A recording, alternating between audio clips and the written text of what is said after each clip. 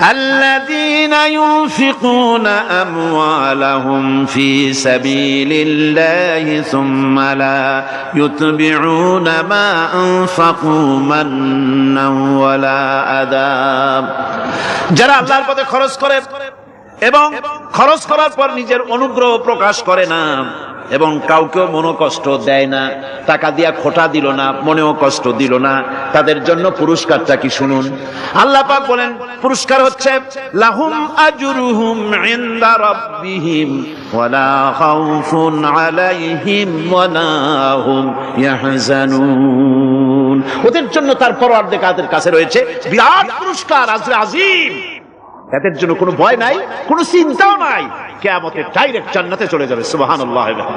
আতর মেখেছি, রাসূল পাক সাল্লাল্লাহু আলাইহি ওয়াসাল্লামের একটা সুন্নাত আমল করলাম, আল্লাহ রাব্বুল আলামিন অসংখ্য নেকি আমলনামায় লিখে দিবেন। নিয়তের উপরে দারমাদার করছে সবকিছু। এখন আপনি যে খরচ করবেন, সেই খরচটা কিভাবে করবেন, কি মন মানসিকতায় করলে পরে আল্লাহ খুশি হবেন, সেই কথাটি আল্লাহ পাক কোরআনে কারীমের মধ্যে বলছেন। আমি আপনাদের সামনে সেগুলি বলছি। দানটা হতে হবে কেবলমাত্র আল্লাহর খুশি করার জন্য।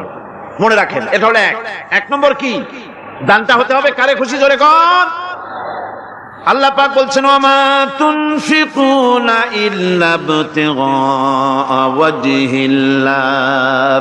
তোমরা যা কিছু খরচ করো তাতে আল্লাহর সন্তুষ্টি লাভ করা ছাড়া মনের মধ্যে অন্য কিছু যেন লক্ষ্য না থাকে, শুধুমাত্র আল্লাহর সন্তুষ্টি মনের মধ্যে তোমরা রাখবে। দান করার সময় বেছে বেছে খারাপটা দিও না, ছেঁড়া কাপড়টা দিও না, অখাদ্য কুখাদ্য দান করো না। বিয়ার মজলিস, বিবাহে অনেক লোক দাওয়াত দিয়েছে, বেশি করে রান্না করছে, কম যদি হয়ে যায় বড় মিয়ার ইজ্জত নষ্ট হয়ে যাবে। মেহমান কম আসলো, এখন এই খাবারগুলি না পারিয়া তারপরে গরিবদের দেয়, না পেরে যখন খাবার কেউ নাই তখন গরিবদের দেয়। গরিবদের উদ্দেশ্য করে কিন্তু বানানো হয় নাই। এটা হলো একজনের রুটি খাচ্ছিল, এক কৃপণ বখিল রুটি খেতে বসেছে, সিল একটা এসে রুটিতে সু মারল, সু মেরে রুটিটা নিয়ে গেছে। বেচারা পিছনে পিছনে দৌড় আরম্ভ করছে, গালি দিতে দিতে। মরার সিল আর তুই জায়গা পাইলি না। সিলের পিছনে দৌড়াতে দৌড়াতে নদীর পারে চলে আসছে।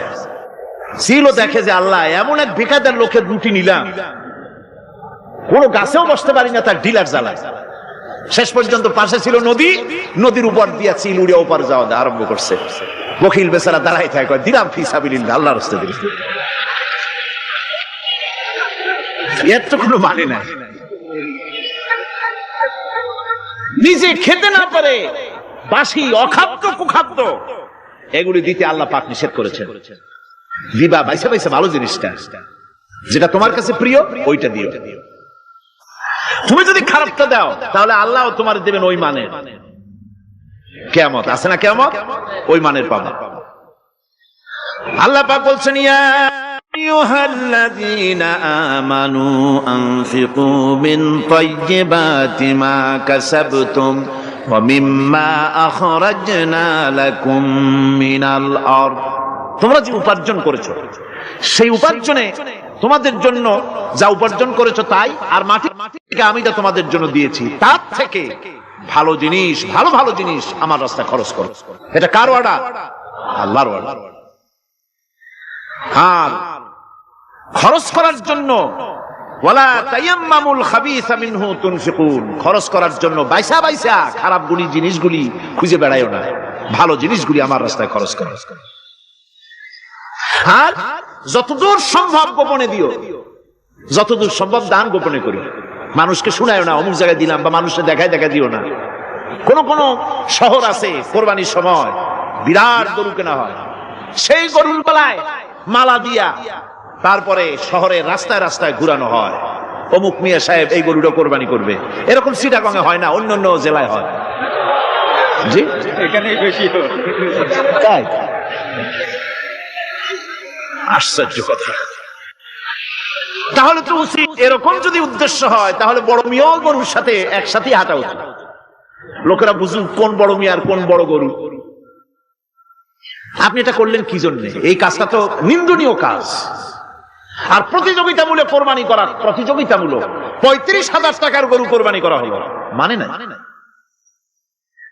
মানুষকে শুনাইয়া, মানুষকে দেখাইয়া যদি করা হয়, কোনো ফল পাওয়া যাবে না। আমার বন্ধুগণ, আল্লাহ রাব্বুল আলামিন বলছেন, মানুষকে দেখাবার জন্য দান সদকা করো না। ইন তুবদুস সাদাকাতি ফানি'ম্মা হিয়া ওয়া ইন তুখফুহা ওয়া তু'তুহাল ফুকারা ফাহুয়া খায়রুল লাকুম ওয়া ইউকাফিরু আনকুম মিন সাইয়্যাতিকুম। প্রকাশ্যভাবে খরচ করলে তা ভালো, আল্লাহ পাক বলছেন প্রকাশ্যভাবে খরচ করলে তা ভালো, কিন্তু গোপনে দান করা সবথেকে উত্তম। তবে প্রকাশ্যে দান করতে গিয়ে যদি এটা এই জন্য হয় যে আমি দিলে পরে আরো একজন উৎসাহিত হইবে, সমাজ কল্যাণ পরিষদের এত বড় বিশাল মাহফিল, 16 লক্ষ টাকা খরচ হবে, দিলাম আমি 1 লাখ টাকা, এটা শুনাইয়া বলার পর আমার কথা শুনিয়া আরো যাদের টাকা আছে তারা হয়তো 2 লাখ দেবে, এই চিন্তা করে যদি তারগিবের জন্য, উৎসাহ প্রদানের জন্য, ইন্সপিরেশনের জন্য যদি হয়, এই নিয়ত হলে ক্ষতি নেই। কিন্তু সর্বাবস্থায় দানটা গোপন হয় ভালো। আল্লাহ পাক বলেন, গোপনে যদি তুমি দান করো তাহলে আমি রব্বুল আলামিন ওই গোপন দানের বিনিময়ে তোমার সমস্ত গোপনীয় গুনাহগুলি আমি রব্বুল আলামিন মাফ করে দেব, তোমার গোপন গুনাহগুলি মাফ করে দেব। 5 নম্বরে হচ্ছে নির্বোধ আর অজ্ঞ লোকদেরকে প্রয়োজনের অতিরিক্ত টাকা দিবা না। দেখেন ইসলামের কি সুন্দর বিধান। বোকা, নির্বোধ, অজ্ঞ আছে না সমাজে? তুমি মহব্বতে, আল্লাহর মহব্বতে ওর লাগে 500 টাকা দিয়ে দিলা 5000 টাকা, এটা সর্বনাশ করে ফেলাবে, সে তো খারাপ জায়গায় ব্যয় করবে। এই জন্য অজ্ঞ লোকদেরকে, নির্বোধ লোকদেরকে প্রয়োজনের অতিরিক্ত দিতে আল্লাহ নিষেধ করেছেন। তবে আল্লাহর ইচ্ছা হচ্ছে এই যে যত বড় পাপী হোক আর যত বড় খোদাদ্রোহী হোক না কেন, প্রত্যেকের খাওয়া, পড়া, শিক্ষা, চিকিৎসা গ্যারান্টি দিতে হবে। সুবহানাল্লাহ। কোন এর নাম তো আল্লাহ, এর নাম কি? আল্লাহ পাক, যার ভেতরে কোনো কার্পণ্যতা নাই। আল্লাহরে মানলেও আল্লাহ খাইতে দেন, না মানলেও দেন, সকলকেই দেন সমভাবে। 6 নম্বরে হচ্ছে কারো প্রয়োজন পূরণের জন্য যদি ধার দেওয়া হয়, যদি কাউকে ধার দেন, তা আদায় করার জন্য বারবার তাকে টাকা দেওয়া যাবে না। একথা শুনিয়া যারা ঋণগ্রস্ত আছেন তারা আবার এই সুবিধাটা নিয়েন না। সামর্থ্য থাকতে যদি যার কাছ থেকে ধার এনেছেন তাকে যদি কষ্ট দেন, অবশ্যই আল্লাহর কাছে আসামি হতে হবে কিয়ামতের দিন, কোনো সন্দেহ নাই। আর যে ব্যক্তি ধার দিয়েছেন তিনি যদি বুঝতে পারেন যে এই লোকটি আসলেই নিয়ত ভালো কিন্তু দিতে পারতেছে না, তাহলে এমন লোককে বারবার টাকা দিতে আল্লাহ নিষেধ করেছেন। তাকে শরম দিও না, তাকে সময় দাও। وَإِنْ كَانَ ذُو عُسْرَةٍ فَنَذِرَةٌ إِلَى مَيْسَرَةٍ وَأَنْ تَصَدَّقُوا خَيْرٌ لَكُمْ إِنْ كُنْتُمْ تَعْلَمُونَ। ঋণগ্রস্ত ব্যক্তির আর্থিক অবস্থা খারাপ হলে সচ্ছল হওয়া পর্যন্ত তাকে সময় দাও, আর তাকে যদি ক্ষমা করে দিতে পারো সেটা তো অনেক ভালো কথা। আল্লাহ তোমার প্রতি রহম করবেন। যদি ক্ষমার তাকে যদি সে দিতেই পারবে না এমন অবস্থা যদি হয়, তাহলে তাকে তুমি ক্ষমা করে দিও। কিছু সংখ্যক লোক আছে যারা ধার নিয়ে আসলে ফাঁকি দিতে চায়, আছে না এমন সমাজে? না নাই? কিছু লোক আছে ধার নেয়, ভাই দেব 1 মাসের মধ্যে, কোনো সন্দেহ নাই। 6 মাস যায় তারপরেও দেয় না, অন্য কাজ করে, মিটাই, অন্য কাজ মিটায়, কিন্তু এর টাকা পরিশোধ করে না। এরকম লোকও আছে, তারা আল্লাহর কাছে দায়ী হবে। একবার পত্রিকায় দেখেছিলাম কার বাড়িতে কার্টুন দিয়েছে, বাড়িতে বিরাট সাইনবোর্ড লাগাইছে, কুকুর হইতে সাবধান। তার বন্ধু বলছে, ভাই তুমি কুকুর কিনলে কবে? কয় যে না, কুকুর কিনি নাই, সাইনবোর্ড লাগাইছি পাওনাদারদেরকে ঠেকাবার জন্য, যাতে সহজে বাড়ির মধ্যে না ঢোকে।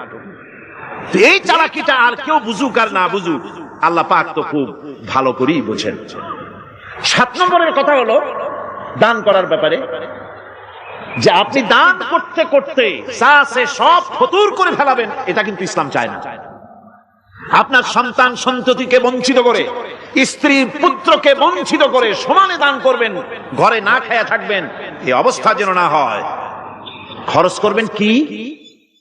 আল্লাহ পাক বলছেন, وَيَسْأَلُونَكَ مَاذَا يُنْفِقُونَ قُلِ الْعَفْوَ নবী আপনাকে প্রশ্ন করা হয় কি খরচ করব, আপনি বলুন প্রয়োজনের অতিরিক্ত জিনিস যেটা আছে সেটাই আল্লাহর জন্য খরচ করে দাও। তোমার প্রয়োজন যখন মিটে গেছে, ব্যাংকের মধ্যে অসংখ্য টাকা জমা রাখা খালি গুনতেছে বসে বসে, তা না করে অভাবগ্রস্ত মানুষদের প্রয়োজন মিটাও। খরচ করার ভিতরে আর খরচ না করার ভিতরে ভারসাম্য রক্ষা করতে হবে।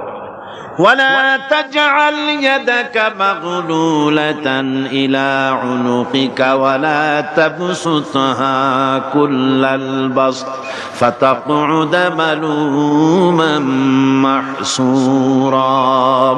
তোমাদের ডানের হাত গুটায় একেবারে গলার সাথে বেঁধে রেখো না, আবার এমন বেশি ছেড়েও দিও না, কারণ এর ফলে তোমাকে অনুতপ্ত হওয়া লাগতে পারে, কার্পণ্যতাও না হয় আর দ্বিতীয় জমের মতো দিয়ে সব ফতুরু না হয়ে যাও। দুটোর মধ্যে ব্যালেন্স হতে হবে। আর 8 নম্বরে কথা হচ্ছে যেই দানের উপযুক্ত কারা। আপনি তো যাকাত দিবেন কাদের, সে কথা আল্লাহ বলে দিয়েছেন, আগে বলা হয়েছে না? কয়টা খাতে দিবেন? মাশাআল্লাহ, মনে আছে আপনাদের। আর এমনি সাধারণ দান সাদকা কাদেরকে দিবেন, উপযুক্ত পাত্র কারা, তার একটা লিস্ট আল্লাহ দিচ্ছেন। وبالوالدين إحسانا وبذي القربى واليتامى والمساكين والجار ذي القربى। নিজের পিতামাতা, নিকট আত্মীয়, ইয়াতীম, মিসকিন এবং আত্মীয় প্রতিবেশী তাদেরকে দিবে। আমি কিন্তু এখন যাকাতের কথা বলছি না, মা বাপকে যাকাত দেওয়া যাবে না। এটা হচ্ছে দান, সহযোগিতা করা, ইহসান করা। এই ইহসান মা বাপকে, প্রতিবেশী আত্মীয় যারা, মিসকিন যারা, এতিম যারা, অনাত্মীয় প্রতিবেশী যারা, চলার সাথী, প্রবাসী এবং নিজের চাকর চাকরানি যা কিছু আছে, এই সকলকেই এই সাহায্য করতে হবে। একথা আল্লাহ বলেন কোরআনে কারীমের মধ্যে। আল্লাহ পাক এই পৃথিবীর বুকে যারা আরামের টাটকা সুখগুলি, আরামগুলি যারা বর্জন করে আল্লাহ রাব্বুল আলামিনকে বিশ্বাস করে যারা জীবন পরিচালনা করেছে, আল্লাহ পাক তাদের জন্য জান্নাত রেখেছেন এবং তাদের জন্য বলছেন সাবিকু ইলা মাগফিরাতিম মির রাব্বিকুম ওয়া জান্নাতিন আরদুহা কা'আরদিস সামাই ওয়াল আরদ উইদ্দাত লিল্লাযীনা আমানু বিল্লাহি ওয়া রাসূলিহি।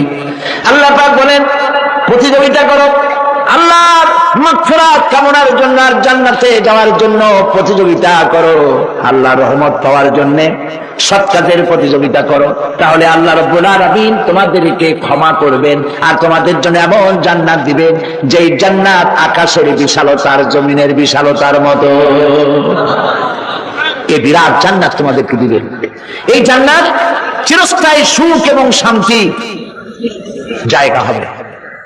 مثل الجنة التي وعد المتقون فيها أنهار من ماء غير آسن وأنهار من لبن لم يتغير طعمه।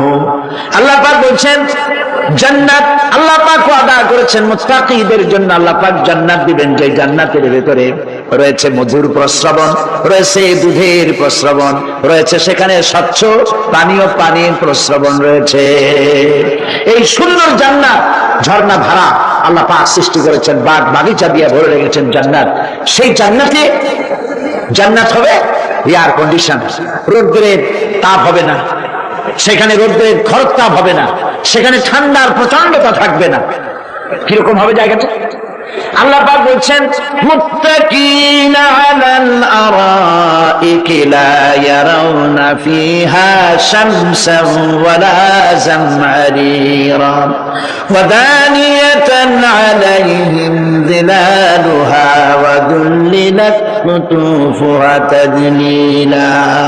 আল্লাহ পাক এমন জান্নাত রেখেছেন, সেই আল্লাহ পাক সেই জান্নাতের ভিতরে জান্নাতীরা ঠেস লাগায়া মুখোমুখি অবস্থায় তারা সেখানে বসবে, আর জান্নাতীদের মনের মধ্যে কোনো দুঃখ থাকবে না, পেরেশানি থাকবে না।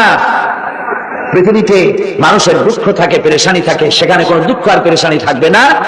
সেই জায়গাটা হবে সেটা সব নিয়ন্ত্রিত, না শীত না গরম, চির বসন্ত বিরাজ করবে। জান্নাতীরা সেখানে থাকবে। এই সুন্দর জান্নাত আল্লাহ পাক রেখেছেন মুত্তাকীদের জন্য। সুবহানাল্লাহ। কাফেরদের জন্য জান্নাত হবে, জাহান্নাম হবে চিরকাল। খালিদিনা ফিহা আবাদান, চিরকাল কাফেরেরা জাহান্নামে থাকবে। সর্বশেষ যে ব্যক্তি জাহান্নাম থেকে মুক্তি লাভ করবে তাকে আল্লাহ পাক বলবেন, ফেরেশতাদেরকে বলবেন, আমার ফেরেশতারা আমার এই বান্দাকে জান্নাত এবং জাহান্নামের মাঝখানে রেখে দাও। জান্নাত এবং জাহান্নামের মাঝখানে লোকটি যখন থাকার জায়গা পাবে, সে জান্নাতের দিকে তাকায়া দেখবে আর কাঁদতে থাকবে। আল্লাহ পাক জিজ্ঞেস করবেন, বান্দারে যুগের পর যুগ ধরে জাহান্নামে কেঁদেছো, আমি রব্বুল আলামিন জাহান্নাম মাফ করে দিয়া জান্নাত জাহান্নামের মাঝখানে রেখে দিয়েছি, আযাব থেকে তো বেঁচে গেছো, এখন কাঁদো কেন? লোকটি বলবে, রব্বুল আলামিন কাঁদি এই কারণে, জাহান্নাম থেকে মাফ করেছো, তোমার শুকরিয়া আদায় করি। জান্নাত তো আমার কপালে নাই, কিসমতে নাই, কিন্তু জান্নাত আমি এখান থেকে দেখতে পাচ্ছি। জান্নাতের সুঘ্রাণ আমার নাকে আসতেছে, কপালে নাই যাওয়ার।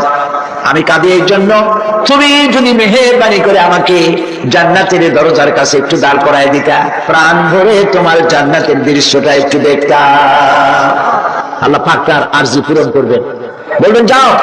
ফেরেশতাদের বলবেন, এর জান্নাতের দরজার কাছে দাঁড় করায় দাও। জান্নাতের দরজার কাছে দাঁড়িয়ে লোকটি আবার কান্না শুরু করবেন। আল্লাহ পাক প্রশ্ন করবেন, আবার কান্দো কেন? লোকটি বলবে, রব্বুল আলামিন কান্দি এই কারণে, জান্নাতের এই দরজায় দাঁড়ায়া জান্নাতের অফুরন্ত নিয়ামত কিছুই ভালো করে দেখা যায় না, শুধু অল্প জায়গা দেখি। যদি তুমি আমারে দয়া করে জান্নাতের মাঝখানে দাঁড় করায় দিতা, চতুর্দিকে তাকায়া তাকায়া দেখা কলিজারে ঠান্ডা বানাইতাম। তবে আমি ওয়াদা করি, জান্নাতের কোন নাজ নিয়ামত, কোন ফল আমি খাবো না, ধরবো না, ছুঁইব না। একটুখানি মেহেরবানি করে মাঝখানে দাঁড় করাইয়া দাও, জান্নারে ঠান্ডা করি। আল্লাহ রাব্বুল আলামিন ফেরেশতাদের বলবেন, আমার এই বান্দারে জান্নাতের মাঝখানে দাঁড় করাইয়া দে।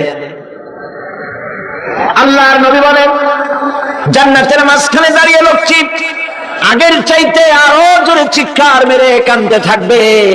আল্লাহ পাক বলবেন, বান্দারে কি হলো তোর?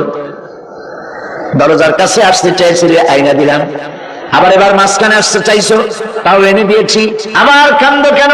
লোকটি বলবে, রব্বুল আলামিন এবার কান্দি এই জন্যে, তুমি যখন দয়া করে একটিবার জান্নাতের মাঝখানে এনে আমাকে দাঁড় করায় দিয়েছো, তুমি রহমান রহিম গফুরুর রহিম, এই জান্নাত থেকে আবার আর বাইর করে দিও না। আল্লাহ রাব্বুল আলামিন বলবেন, ও আমার বান্দারে, আমার এই জান্নাত তোর খুব পছন্দ হয়েছে নাকি? লোকটি বলবে, রব্বুল আলামিন কলিজা ঠান্ডা হয়ে গেছে, ভাবতেও পারি নাই জান্নাত এত সুন্দর। আল্লাহ পাক বলবেন, বান্দারে এরকম একটি নয়, দুইটা নয়, তোর জন্য আমি 10টা জান্নাত এরকম রিজার্ভ করে রাখছি। সুবহানাল্লাহ। আল্লাহ পাককে ভয় করে পৃথিবীর সমস্ত পাপ থেকে যারা নিজেকে রক্ষা করবে, আল্লাহ তাদের জন্য এই জান্নাত রেখে দিয়েছেন। সুবহানাল্লাহ। সেই জান্নাতের রিসিপশন আপনারা আন্দাজ করতে পারবেন না, রিসিপশন কারে কয়? কি এর প্রধানমন্ত্রী আর প্রেসিডেন্ট, 4-5টা পুলিশ আর আর্মি আসে একটা ফট করে সেলুট মারলো, বাস শেষ হয়ে গেল, এরকম না। জান্নাতীদেরকে রিসিপশন দেওয়া হবে। জান্নাতীরা যখন আল্লাহর হুকুমে জান্নাতের দিকে যেতে লাগবে, আর যখন জান্নাতের কাছে চলে যাবে, আল্লাহ রাব্বুল আলামিন শোনায় দিচ্ছেন, হাত্তা ইযা জাউহা ফুতিহাত আবওয়াবুহা ওয়া ক্বালা লাহুম খাজানাতুহা সালামুন আলাইকুম তিবতুম ফাদখুলুহা খালিদিন। সুবহানাল্লাহ। জান্নাতীরা যখন জান্নাতে প্রবেশ করার দরজার মুখোমুখি হবে, দ্বার রক্ষীগণ তখন বলবে, সালামুন আলাইকুম, আল্লাহর শান্তি তোমাদের উপরে বর্ষিত হোক। সুবহানাল্লাহ। দুনিয়ার টাটকা টাটকা সুখগুলি 2 পা দিয়ে ছেড়ে দিয়েছো, টাটকা সুরগুলি গ্রহণ করো নাই, হারাম খাও নাই, আল্লাহ দ্বীন কায়েমের জন্য রক্ত দিয়েছো, জীবন দিয়েছো, কষ্ট করেছো, আল্লাহকে ভয় করেছো, আমাদের সালাম গ্রহণ করো, জান্নাতের মধ্যে ঢুকে যাও চিরকালের জন্য। সুবহানাল্লাহ। আর বাইরে হওয়া লাগবে না, চিরকাল এই জান্নাতের মধ্যে তোমরা বসবাস করতে পারবে। আল্লাহ রাব্বুল আলামিনের ফেরেশতারা বলে দিলেন। জান্নাতের মধ্যে আল্লাহ পাক হুরদের সঙ্গে জান্নাতীদের বিয়ের ব্যবস্থা করে দিবেন। কোরআনে কারিমে আল্লাহ পাক বলেন, মুত্তাকিনা আলা সুরুরিন মাসফুফাতিন ওয়া যাওয়াজনাহুম বিহুরিন ঈন। সামনাসামনি ভাবে সাজানো সারি সারি আসন সমূহের উপর তারা ঠেস লাগায় বসে থাকবে, আর আল্লাহ রাব্বুল আলামিন হুরদের সাথে জান্নাতীদের বিয়ের ব্যবস্থা করে দিবেন। যেসব হুরের সঙ্গে বিয়ে হবে তাদের আল্লাহ পাক বিবরণ দিচ্ছেন কি রকম হবে তারা। লাম ইয়াতমিসহুন্না ইনসুন ওয়ালা জান। এর পূর্বে জিন এবং ইনসান এদেরকে কেউ স্পর্শ করে না। কি রকম তারা? কাআন্নাহুন্নাল ইয়াকুতু ওয়াল মারজান। যেমন ঝিনুকের ভিতরে মণিমুক্তা থাকে, এইভাবে আল্লাহ পাক তাদেরকে পবিত্র করে রেখে দিয়েছেন। আমার প্রিয় ভাইরা, আল্লাহ রাব্বুল আলামিন কোরআনে কারীমের ভিতরে বলেছেন, ফাবিআইয়ি আলা'i রাব্বিকুমা তুকাযযিবান। জান্নাত দান করে আল্লাহ পাক এবার জান্নাতীদেরকে সম্বোধন করে বলবেন, ইয়া ইবাদি লা খাউফুন আলাইকুমুল ইয়াওমা ওয়ালা আনতুম তাহজানুন। হে আমার বান্দারা, লা খাউফুন আলাইকুমুল ইয়াওম, আজ আর কোনো ভয় নাই। সুবহানাল্লাহ, সুবহানাল্লাহ।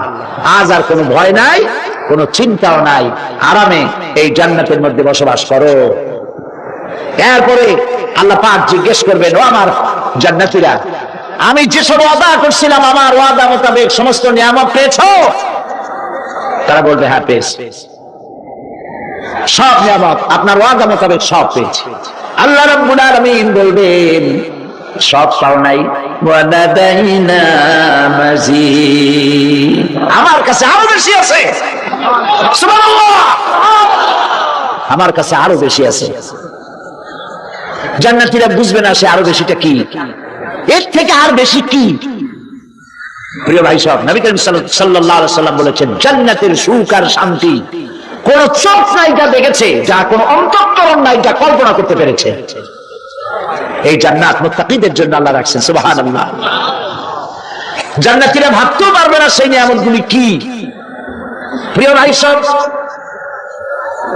সেই মুহূর্তে আল্লাহর নবী মুহাম্মদ রাসূলুল্লাহ সাল্লাল্লাহু আলাইহি ওয়াসাল্লাম বলবেন, রব্বুল আলামিন, আমার উম্মতেরা জান্নাতীরা বুঝতে পারে নাই আপনার কাছে কি নিয়ামত আরো বেশি আছে। আমার এই উম্মতেরা জান্নাতীরা আপনার ওয়াদা মোতাবেক সব পেয়েছে, কিন্তু একটি জিনিস এখনো তাদের কিসমতে হয় নাই। সেই জিনিসটা হলো, যারা তার রবকে না দেখে শুধু কোরআন আর হাদিসের কথা শুনে আরবের ঘুম হারাম করে তাহাজ্জুদের নামাজ আদায় করেছিল, চোখের পানি ফেলেছিল, যারা জান্নাত দেখে নাই, জাহান্নাম দেখে নাই, আপনাকে ভয় করে যারা জীবন পরিচালনা করেছিল, যারা আপনাকে দেখে নাই, না দেখে শুধু কোরআন হাদিস বিশ্বাস করে যারা অকাতরে নিজেদের জীবন বিলায় দিয়েছিল, এই জান্নাতীরা এখন পর্যন্ত তার রবকে দেখতে পারে নাই। আল্লাহ রাব্বুল আলামিন তার সামনে থেকে ৭০,০০০ পর্দা সরে যাবে। আল্লাহ পাক বান্দাদের আরজি পুরা করার জন্য জান্নাতীদের সামনে তিনি জালোয়া ফরজ হবে। কোরআন শরীফের ভিতরে আল্লাহ পাক বলেন, জান্নাতীরা তারা আল্লাহর দিকে, জান্নাতীরা তার রবের দিকে তাকিয়ে থাকবে, আর রব তার বান্দাদের দিকে তাকায়া থাকবে। প্রাণ ভরে জান্নাতীরা রবকে দেখবে। সুবহানাল্লাহ, আল্লাহ পাককে দেখবে। প্রাণ খুলে আজ দোয়া করি, রব্বুল আলামিন জান্নাতের যেই পরিবেশে, যেই জায়গায় তুমি দয়া করে তোমার গোলামদেরকে তুমি নিজে দর্শন দিবে, দেখা দিবে, মনিব গো, ও আমাদের রব, আজ এই বিশাল জনসমুদ্র নিয়ে তোমার দরবারে আবেগ ভরা কণ্ঠে বলি, যে অনুষ্ঠানটি তুমি এমন মুবারক অনুষ্ঠান করবে যেখানে তুমি জান্নাতীদেরকে দেখা দিবে, ওই জান্নাতের কোন একটি, ওই অনুষ্ঠানের কোন একটি কোনায় কানায় আমাদেরকে দাঁড় করাইয়া দেখান তো। গভীর রাত্রে হযরত ফাতিমা রাদিয়াল্লাহু তাআলা আনহা ইন্তেকাল করলেন। কিছু সংখ্যক সাহাবীদের কাছে খবর দিয়া অল্প সময়ের ভিতরে জানাজার ব্যবস্থা করা হলো। হযরত আবু যর গিফারী রাদিয়াল্লাহু তাআলা আনহু কবরের ভিতরে নেমে গেলেন। কবরের ভিতরে নেমে গিয়া হযরত আবু যর বলেন, রে কবর, তোর ভিতরে আজকে কাকে রাখবো, তুই কি তা জানিস নাকি? কোনো জবাব আসে না। হযরত আবু যর বলেন, কবর রে, তোর ভিতরে আজকে যাকে রাখবো তিনি হতেছেন হযরত ইমাম হাসান হোসেনের মা, বেহেশতের সমস্ত জাওয়ানদের সরদার হবেন যারা, সেই দুইজনের মা তোর ভিতরে রাখবো, খবরদার বেয়াদবি করবি না। কোনো জবাব না পেয়ে হযরত আবু যর বলেন, ওগো কবরের মাটি, তোর ভিতরে কাকে রাখবো কি জানিস? আসাদুল্লাহিল গালিব, দুনিয়ার সমস্ত কাফেরদের বিরুদ্ধে আল্লাহ রাব্বুল আলামিন যাকে বাঘ বানিয়ে পাঠালেন, সেই হযরতে আলী, তার স্ত্রী রেখে যাব, খবরদার বেয়াদবি করবি না। কোনো জবাব আসে না। হযরত আবু যর বলেন, কবরের মাটি, তোর ভিতরে যাকে রাখবো তিনি হলেন খাতুনে জান্নাত, বেহেশতের সমস্ত মহিলাদের সরদারিনী হবেন যে ফাতেমা, তারে রেখে যাব, তোর ভিতরে খবরদার কোনো বেয়াদবি করবি না। আবার হযরত আবু যর বলেন, কবরের মাটি, তোর ভিতরে কারে রাখবো কি জানিস? তোর ভিতরে আজকে যাকে রেখে যেতেছি তিনি হলেন আখেরি জামানার পয়গম্বর বিশ্বনবী জনাবে মুহাম্মদুর রাসূলুল্লাহ সাল্লাল্লাহু আলাইহি ওয়াসাল্লামের কলিজার টুকরা মা ফাতেমাকে তোর ভিতরে রাখবো, খবরদার কবরের মাটি বেয়াদবি করবি না। কিতাবে এসেছে হযরত আবু যরকে বাড়ি শুনতে পেলেন, আওয়াজ এলো, কি যেন বলতেছে, রে আবু যর, আমি ফাতেমাকে চিনি না, হাসান হোসেনের মাকে চিনি না, আলীর স্ত্রী চিনি না, রাসূলের মেয়ে মা ফাতেমাকে চিনি না। আমল যদি ভালো হয় আমার ভিতরে, আমল ভালো নিয়ে যে আসবে শান্তিতে থাকবে, আর আমল যদি খারাপ হয় আমার ভিতরে, তার অবস্থা চূড়ান্ত হয়ে যাবে। আমার ভাইরা, আমার বন্ধুগণ, আমলের উপরে ভিত্তি করে কিয়ামতের দিন নাজাত হবে। আমল যদি খারাপ হয়ে যায় কিয়ামতের দিন কেউ তাকে বাঁচাতে পারবে না। এই জন্য কিয়ামতের ময়দানে, হাসরের দিনে আল্লাহর হাবিব জনাবে মুহাম্মদ রাসূলুল্লাহ সাল্লাল্লাহু আলাইহি ওয়াসাল্লাম সিজদায় পড়ে কাঁদতে থাকবেন। আল্লাহ রাব্বুল আলামিন বলেন, হাবিব রে, আপনি কাঁদেন কেন? আজকে তো আপনার কাঁদার দিন না, আমি আপনাকে মাকামে মাহমুদ দান করেছি, আমি আপনাকে কাউসার দান করেছি, আপনার আজকে সম্মানের দিন, মর্যাদার দিন, কাঁদেন কেন? আল্লাহর হাবিব বলবেন, রব্বুল আলামিন মাকামে মাহমুদ পেয়েছি, কাউসার পেয়েছি, কান্দি এই জন্য আমি দেখতে পাচ্ছি আবার সামনে দিয়া ফেরেশতারা আমার উম্মতগুলি জাহান্নামের দিকে নিয়ে যায়। আল্লাহ রাব্বুল আলামিন বলবেন, ওগো আমার হাবিব, আমি আপনাকে ক্ষমতা দিলাম, আপনার জান্নাতি উম্মতগুলি আপনি বেছে নেন। আল্লাহর হাবিব তার জান্নাতের উম্মতগুলি বাঁচতে থাকবেন। হযরত আয়েশা বলেন, ইয়া রাসূলুল্লাহ, কিয়ামতের ময়দানে লক্ষ কোটি কোটি মানুষের ভিতরে আপনার জান্নাতি উম্মত আপনি চিনবেন কি করে? হুজুর বলেন, আয়েশা, কোন একটি ঘোড়ার কপাল যদি থাকে সাদা, এই সাদা কপালওয়ালা ঘোড়াটা যদি অসংখ্য ঘোড়ার ভিতরে যদি হারিয়ে যায়, তাহলে সাদা কপালওয়ালা ঘোড়ার মালিক তার ঘোড়াকে পাবে কিনা বলো? হযরত আয়েশা বলেন, হুজুর, অনায়াসে পাবে।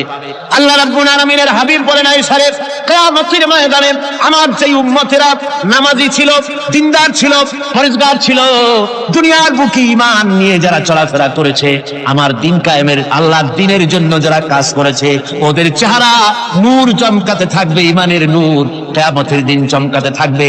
সেই ঈমানের নূর দেখে দেখে আমি আমার জান্নাতি উম্মতগুলি আমি বেছে নেব। নবীজি বলেছেন, কন্যার পিতাদেরকে গালি দিও না। অনেকে টিটকারি করে, বারবার মেয়ে হয় ছেলে একটাও হয় না, সেই জন্য টিটকারি বটকারি করে। আল্লাহর নবী বলেছেন, মেয়ের পিতাকে গালি দিও না, ঠাট্টা করো না, যেহেতু আমি মুহাম্মদুর রাসূলুল্লাহ সাল্লাল্লাহু আলাইহি ওয়াসাল্লাম, আমি মেয়েদের পিতা, আমি নিজে মেয়েদের পিতা, খাও না, মেয়েদের পিতাকে গালি দিও না।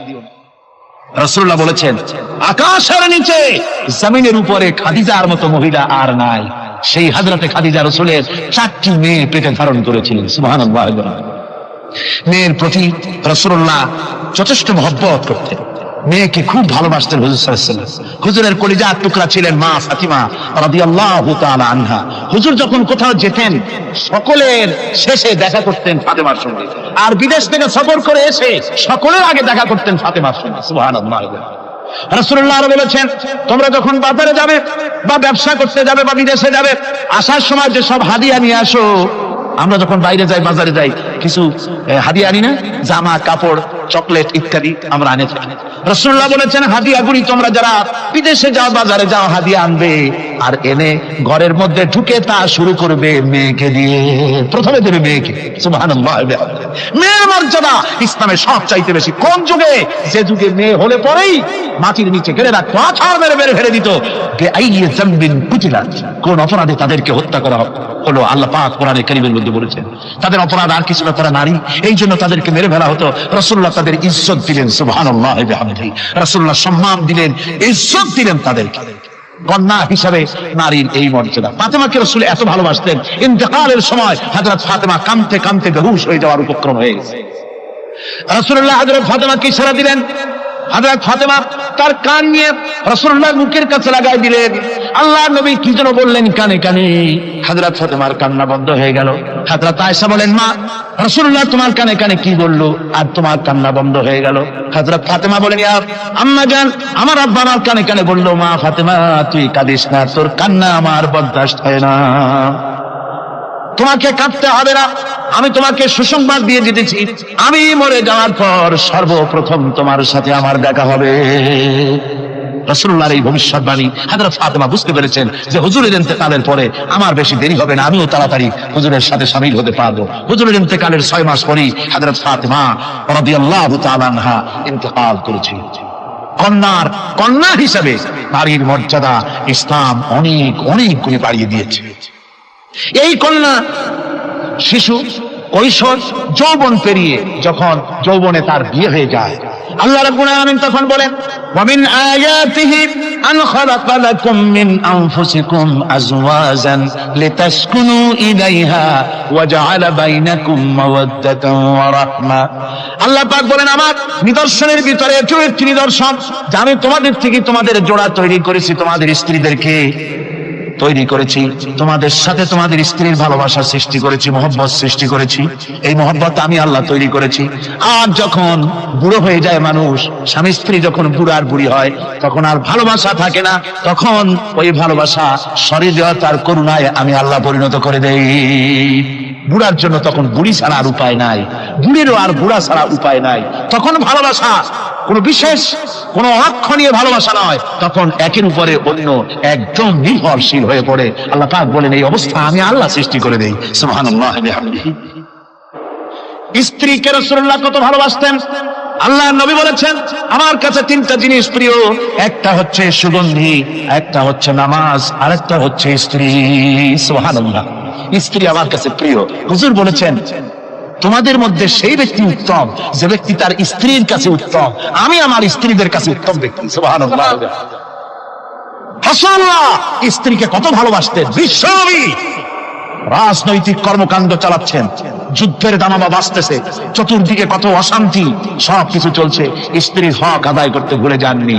রাতের বেলায় হযরত আয়েশার বয়স কম, তাকে নিয়ে রাসূলুল্লাহ একটু সুযোগ পেয়েছেন, বলছেন, আয়েশা সব তো ঘুমিয়ে, চলো আমরা একটু দৌড়াই।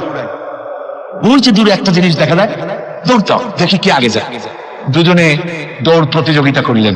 দৌড় প্রতিযোগিতায় হযরত আয়েশা ফার্স্ট হলেন, হুজুর পিছনে পড়ে গেলেন।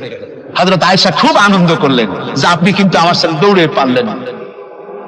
পরবর্তী কিছু কাল যাওয়ার পর হযরত আয়েশা বলেন, হুজুর আজকে আবার বললেন যে চলো আয়েশা একটু দৌড়াই। হযরত আয়েশা বলছেন যে সেদিনের তুলনায় আমার শরীর একটু, আমি মুটিয়ে গেছি, শরীরটি স্থূল হয়েছে, আমি আজকে দৌড়ালাম কিন্তু পারলাম না। রাসূল আগে চলে গেলেন, আমি হাঁপাতে হাঁপাতে যখন হুজুরের কাছে চলে গেছি, হুজুর তখন মুস্কি হেসে আমাকে বললেন, আয়েশা ওই সেই দিনের জবাব আজকে দিয়ে দিলাম। সুবহানাল্লাহ বিহামদিহি, সুবহানাল্লাহ বিহামদিহি। বিশ্ব নবী কত বড় আদর্শ বিশ্ব মানবতার জন্য। তিনি বলেছেন, আরাফাতের ময়দানে রাসূলুল্লাহ বলেছেন, তোমরা যেমন পড়বে তোমার স্ত্রীদেরকে তেমন পড়াবে, তোমরা যেমন খাবে তোমার স্ত্রীদেরকে তেমন খাওয়াবে, স্ট্যান্ডার্ড মেনটেন করবে। তুমি ভালো দামের কাপড় পরবে, স্ত্রীকে খারাপ দিবে তা নয়, অধিকার দুজনেরই সমান, স্বামী এবং স্ত্রী সমান অধিকার। কিন্তু আমরা তা বুঝতে পারি না, বুঝতে চাই না। আমরা অনেকে মনে করেছি বিয়ে যখন করছি তখন আমি তো নওয়াবজাদা রাসূলুল্লাহ খান, আর বউ তো কেনা দাসী না, সে কিন্তু দাসী নয়, তার মর্যাদা আছে, তার সম্মান আছে, তার সম্মান আপনাকে দিতে হবে। রাসূলুল্লাহ দিয়েছে, আপনাকেও দিতে হবে। রান্না বান্না হতে দেরি হয়, কত গালাগালি শুনতে হয় নারীকে। আল্লাহর নবীর স্ত্রী হযরত আয়েশা বলেছেন, আল্লাহর নবী কাজ করে, মানুষের সঙ্গে কথা বলে, রাষ্ট্রীয় দায়িত্ব পালন করে ঘরের ভিতরে সে যখন দেখেছেন রান্না হতে দেরি আছে, রাসূলুল্লাহ বিরক্ত হন নাই, ভুরু কুঞ্চিত করেন নাই, চোখ মোটা করেন নাই, আমাকে কোনো কথা শোনার নাই, বরং আমার কাছে বসে রান্নায় আমাকে সহযোগিতা করেছেন। সুবহানাল্লাহ। এই হলো আল্লাহর রাসূল, এই হলো বিশ্ব নবী। স্ত্রীর সঙ্গে কি মহব্বত! সুবহানাল্লাহ। হুজুর মহব্বত করতেন স্ত্রীদেরকে। রাসূলুল্লাহর ঘরে দৌলত ছিল না, কিন্তু মহব্বত দিয়ে ভরা ছিল ঘরটা। হুজুরের ঘরে ফ্রিজ নাই, এসি নাই, হুজুরের ঘরে কার্পেট নাই, হুজুরের ঘরের মধ্যে জাজিজ নাই, তোশক নাই, বড় বড় কম্বল নাই, আরামের কোনো জিনিস নাই, মডার্ন ইকুইপমেন্টস কিচ্ছু নাই, দৌলত নাই, কিন্তু মহব্বত দিয়ে ঘরটা ভরা।